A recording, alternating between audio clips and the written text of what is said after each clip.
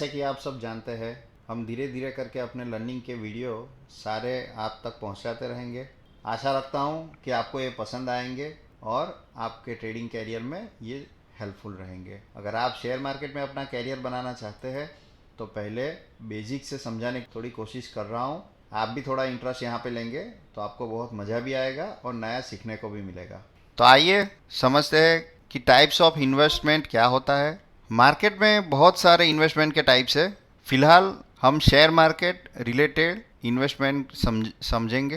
तो सबसे पहले आप यहाँ पे स्क्रीन पे देख सकते हैं कि जो सबसे कॉमन और सबसे फेमस इन्वेस्टमेंट टाइप है वो है इक्विटी, कोमोडिटी, करेंसी, F&O, जिसका फुल फॉर्म है future and option, ETF, exchange traded fund, mutual fund, इसके बारे में हर कोई जानता है, और डेप्ट मीन्स डिबेंचर। देखिए फ्रेंड्स, मेरा इंटेंशन है आपको बेसिक नॉलेज मिल जाए, बाकी आप गूगल करोगे तो इससे ज़्यादा आपको पता चल जाएगा। मुझे ये आपको एक प्लेटफॉर्म बना के देना है, मतलब कि आपको थोड़ा बहुत समझ में आ जाए कि ट्रेडिंग में आने से पहले क्या क्या चीज़ ज़रूरी होती है, क्या क्या उसके टाइप्स रहते हैं। थोड़ा हल्का फुल्का भी आपको नॉलेज मिल जाएगा तो आपको शेयर मार्केट समझने में थोड़ी आसानी रहेगी।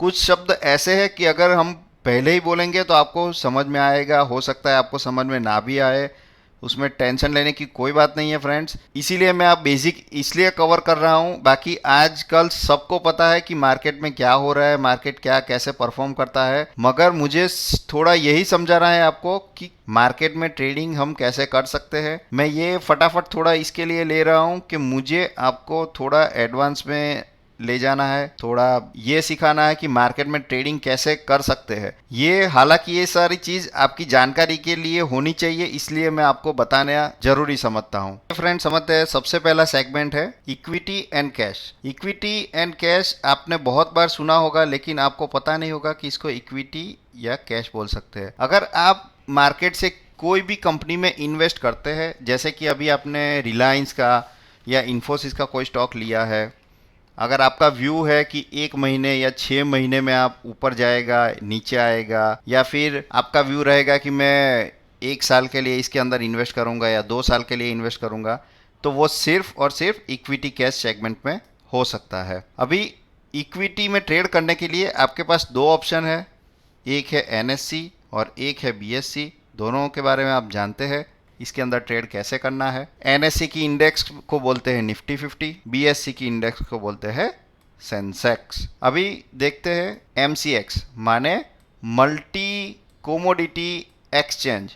MCX, आप किसी भी तरह की कोमोडिटी को MCX के माध्यम से ट्रेड कर सकते हैं। जैसे NSE और BSE इक्विटी कैश में कर सकते हैं या फ्यूचर ऑप्शन में कर सकते हैं, वैसे कोमोडिटी का एक्सचेंज है MCX। MCX में क्या क्या ट्रेड कर सकते हैं? तो MCX में हम ट्रेड कर सकते हैं एग्री कोमोडिटीज, दूसरा है base metal commodities. Base metal commodities में आता है copper, zinc, lead, aluminium and निकल। तीसरा टाइप्स है कोमोडिटी में ट्रेड करने का प्रेशियस मेटल। आप सभी को पता है प्रेशियस मेटल माने गोल्ड एंड सिल्वर। चौथा कोमोडिटी में ट्रेड करने के लिए है एनर्जी कोमोडिटीज, जिसके अंदर 2 है, LPG माने नेचुरल गैस और क्रूड ऑयल। क्रूड ऑयल में हाईएस्ट ट्रेडिंग वॉल्यूम मिलता है, तो लोगों का ज़्यादातर इंटरेस्ट क्रूड ऑयल में रहता है। आइए बात करते हैं आप करेंसी के बारे में। करेंसी में ट्रेड करने के लिए दोनों एक्सचेंज में आप ट्रेड कर सकते हैं, NSE और BSE में। बेसिकली करेंसी में हम ट्रेड कर सकते हैं USD INR, जिसके पास फंड कम रहता है, जो ज़्यादा रिस्क लेना नहीं चाहता है, जो सेफ ट्रेडिंग करना चाहता है। मैं पर्सनली उसको रेकमेंडेड करूंगा कि वो USD INR में अपना ट्रेडिंग चालू करे। उसको थोड़ी बहुत चार्ट की समझ भी आएगी और लॉस और प्रॉफिट दोनों कम रहेगा। बट आप सेफ ट्रेडिंग यहाँ पे कर सकते हैं। जिसको इंट्राडे करना चाहते हैं, जो अपना माइंडसेट बदलना चाहते हैं, जो अपनी साइकोलॉजी को इम्प्रूव करना चाहते हैं, उसको मैं USD INR रेकमेंडेड करूंगा कि भाई आप USD INR में अपने ट्रेड बनाए। उसके बाद आप यूरो INR है, JPY INR है एंड GBP INR है। सबसे ज़्यादा ट्रेडिंग वॉल्यूम USD INR पे मिलता है, तो ज़्यादातर पब्लिक USD INR में ट्रेड करना पसंद करती है। USD INR में ट्रेड करने को बोलते हैं करेंसी ट्रेडिंग, इन सब में ट्रेड करने को बोलते हैं करेंसी ट्रेडिंग। आइए बात करते हैं फ्यूचर एंड ऑप्शन की। फ्यूचर एंड ऑप्शन सबका फेवरेट है, क्योंकि सबको रातों रात करोड़पति बनना है। फ्यूचर एंड ऑप्शन से हर कोई बंदा राकेश झुनझुनवाला जैसा बनना चाहता है। इतने बड़े बड़े जो इन्वेस्टर है, उनकी जर्नी को कोई नहीं देखना चाहता है कि उन्होंने कहां से शुरुआत की और उनके पास पैसा बनने तक उनकी उम्र क्या हो गई थी। सबको रातों रात करोड़पति बनना है, पर हो क्या जाता है, बिल्कुल उल्टा। फ्यूचर एंड ऑप्शन बहुत ही एक्यूरेसी वाला सेगमेंट है। यहाँ पे आपकी बहुत ज्यादा स्किल लगती है। ये आपको अमीर भी बना सकता है, ये आपको आपका अकाउंट खाली भी कर सकता है। अगर आप स्किल नहीं है तो फ्यूचर एंड ऑप्शन तब तक ना करें जब तक आपकी स्किल इंप्रूव नहीं होती है। फ्यूचर एंड ऑप्शन में हम इंडेक्स में ट्रेड कर सकते हैं, मतलब निफ्टी और बैंक निफ्टी में ट्रेड कर सकते हैं, वेरियस स्टॉक्स में कर सकते हैं। 350 स्टॉक रजिस्टर है फ्यूचर एंड ऑप्शन के लिए, आप चाहे तो वहां पे कर सकते हैं। कोमोडिटीज में फ्यूचर एंड ऑप्शन मिल जाएगा, करेंसी में फ्यूचर एंड ऑप्शन मिल जाएगा। यहाँ पे हमने मेंशन किया हुआ है कि कौन से सेगमेंट में आप क्या कर सकते हैं।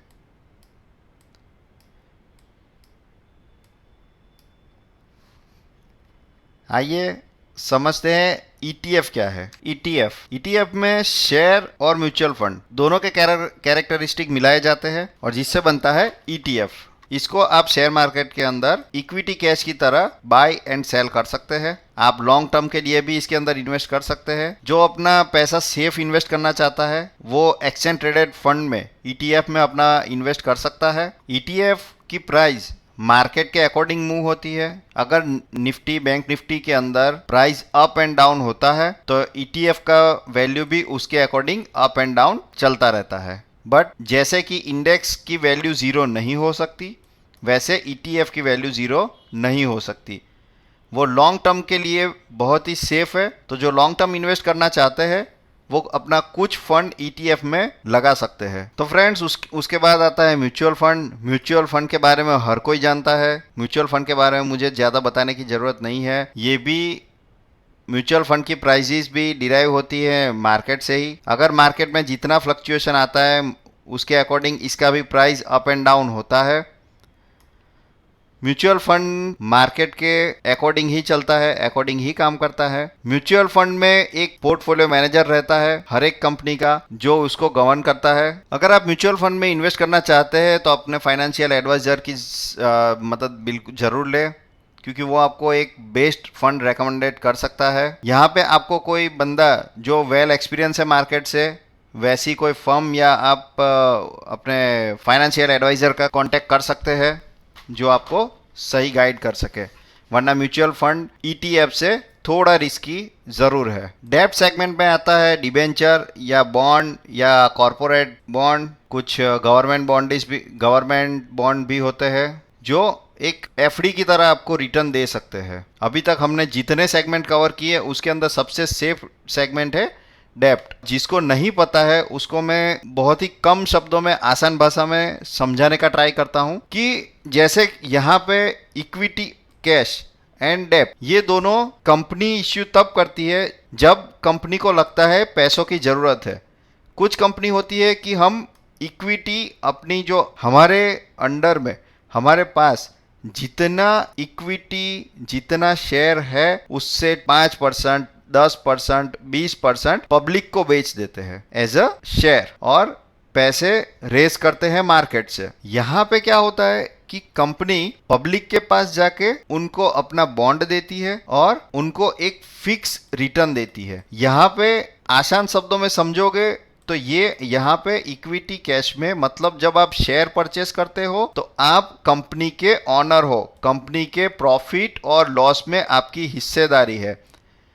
डेप्ट में आपको एक फिक्स रिटर्न कंपनी देती है जहां पे कंपनी आपसे कुछ पैसा बतौर लोन के हिसाब से लेती है। तो ये वो हो गया डेप्ट और ये हो गया इक्विटी कैश। यहाँ पे सिक्योरिटी कैसे हो सकती है आपके पैसों की, तो जैसे कि एक एग्जांपल के थ्रू समझे कि जैसे आप होम लोन लेते हैं और आपका एसेट जो है, आपका जो होम है उसके सारे कागज आपको बैंक में गिरवी रखने पड़ते हैं जब तक कि आपकी लोन खत्म ना हो जाए। वैसे बॉन्ड में भी सेम होता है। आपका मतलब कंपनी आपको 5 साल या 7 साल एक फिक्स टर्म के लिए आपसे पैसा एज अ लोन लेती है और उसका रिटर्न 5 या 7 साल में उसकी मैच्योरिटी पे या फिर एवरी ईयर पे किया जाता है एज पर देयर टर्म्स। और डेब्ट के अंदर जैसे यहाँ पे बैंक में हम हमारी एसेट गिरवी रखते हैं और जब लोन ना भरने पर एसेट जब्त कर ली जाती है और उसको बेच के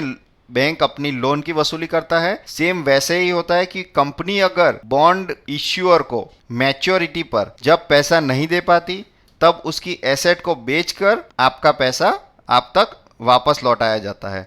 तो ये डेब्ट सबसे सेफ है। यहाँ पे आप देख सकते हैं कि हमने एक रिस्क को कैटेगराइज किया हुआ है। फ्यूचर एंड ऑप्शन सबसे रिस्की है।